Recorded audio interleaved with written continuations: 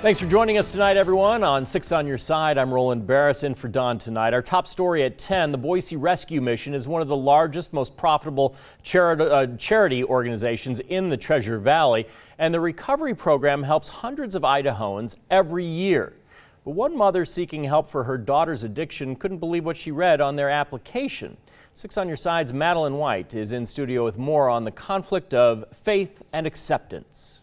A longtime Boise mother of 2 LGBT daughters says she's been donating time and money to Boise Rescue Mission for years, but was shocked to come across a question on an application for their recovery program, a question she feels is inappropriate. It's been a long road for Marianne Morrison and her daughter Sawyer. At only 22, she spent years struggling with an alcohol addiction, which her mother says led her to this. Homelessness, lack of a job. So Marianne helped her fill out an application for Boise Rescue Mission's New Life Recovery Program. And that's when she noticed a yes or no question asking, do you understand that our program holds to the biblical doctrine that only a heterosexual lifestyle is an acceptable lifestyle to God? Are you willing to adhere to this? Sawyer, her mother says, is a lesbian. I just can't believe that in order to get into the long-term recovery program that you have to say you're not going to be gay. How is that even possible? Legally, it is possible. As long as they're not receiving taxpayer dollars, charitable faith-based organizations like Boise Rescue Mission can technically ask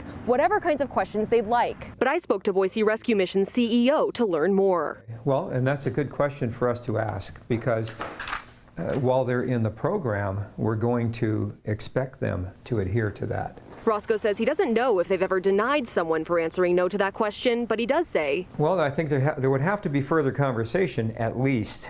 What do you mean no? Do you intend to be flirting with the other women in the program and trying to set up dates or something? Or, what does that mean, no? He also added they won't be denied entrance to the program for answering no. We won't deny them that opportunity. We want to serve as many people as we can and anyone in need. Then why ask the question? Well, because, again, we want people to understand from the beginning that this is how the program is going to be. This, Marianne says, would harm her daughter's recovery, causing them to pull out from the process altogether. If you're trying to get someone to heal and be happy, how could you force them to do something that they simply can't do? Roscoe, who with the program has helped 500 people with what he says is an 85% success rate, says he has no plans of removing the question or changing any of the wording. We want them to know that in our program we teach this. Because to that person who, if this is offensive to you, you're probably not going to do well in our program. That begs the question, if an LGBT person may not do well there, where can they go for long-term treatment in the Treasure Valley? Tomorrow on 6 on Your Side, I take a look at the bigger picture and what resources are available, if any, for this population. In studio, Madeline White, 6 on Your Side. Thanks for joining us tonight. I'm Don Nelson. As 6 on Your Side previously reported, the mother of an LGBTQ daughter in need of help for her substance use disorder was outraged by a Boise Rescue Mission application question asking for her adherence to the heterosexual lifestyle. Yet it is something the independent faith-based program has the religious freedom to ask. 6 on Your Side's Madeline White takes a look at what other options are available for low to no income LGBTQ people struggling with addiction in the Treasure Valley. I found what programs are available that are welcoming to LGBT folks in the Treasure Valley.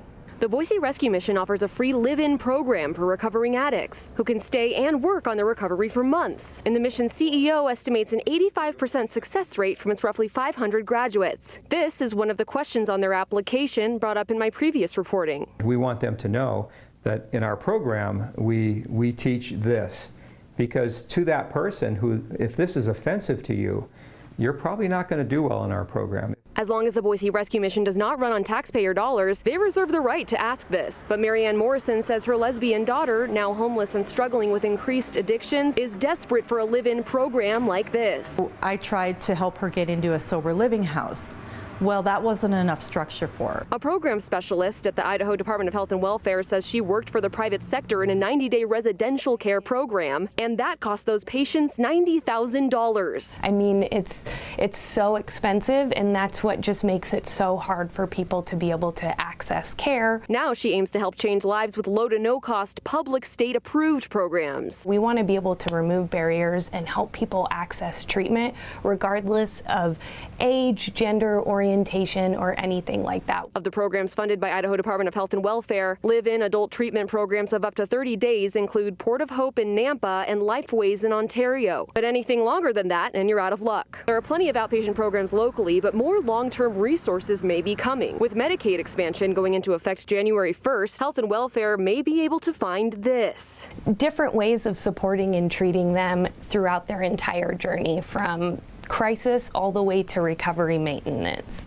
Holly says those in need of help with recovery from substance use disorders should not be discouraged to call the number on your screen to learn more. In the newsroom, Madeline White, 6 on your side. This morning, we have an update to a Finding Hope story we brought you last week. A question on the application for Boise Rescue Mission's Addiction Recovery Program asks applicants their willingness to adhere to a heterosexual lifestyle. Yeah, the mission has the religious freedom to ask the question, but it's caused concerns in the community. As 6 on your side's Madeline White reports, new hope may be on the horizon for this population and others.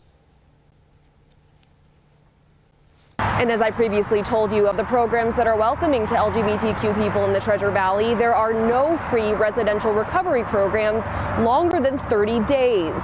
But that may soon be changing.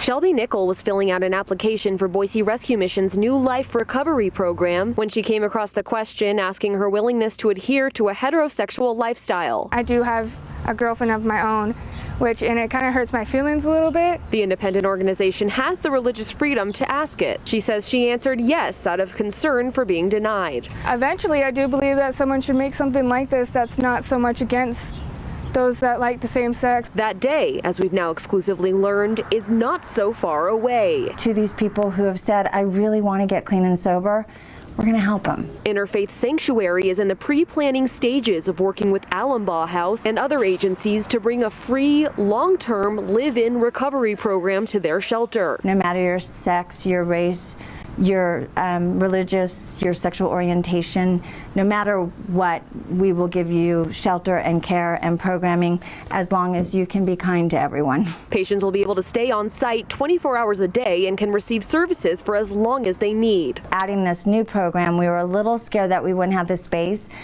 And we talked to one of our donors. His name's Nick Guho. The construction company owner donated a portable classroom for social workers and trauma experts to work with patients in. The access makes it so much easier for someone. When they wake up in the morning, they're starting in the program. Their breakfast is there. They've got a place to be. We're scheduling their day for them. The plan is patients will detox for a week at Allenbaugh House. Then this new program will help maintain recovery. It's counseling, it's group therapy, it's stress reduction, it's nutrition, it's naps, it's things like that that help your body get whole again, your mind get whole again. Jody says the program will start small with only 12 approved patients, but hopes it will grow in time with support from the community so people like Shelby can feel accepted as they heal. Everybody deserves to be loved. Meetings to finalize the programming with the Department of Health and Welfare are set up for next week, and Jody hopes to start the program in mid-September. In Boise, Madeline White, 6 on your side.